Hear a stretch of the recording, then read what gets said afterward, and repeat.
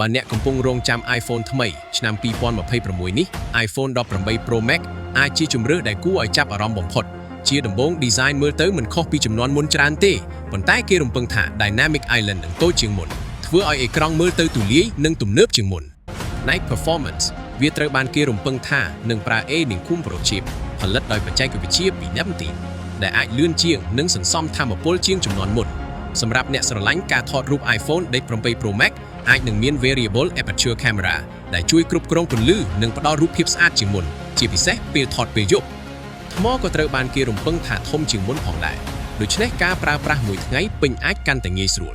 តែមានចំណុចមួយដែលគួរពិចារណាគឺតម្លៃអាចនឹងឡើងខ្ពស់ជាងចំនួនមុនដោយសារតម្លៃគ្រឿងបន្លាស់កំពុងកើនឡើង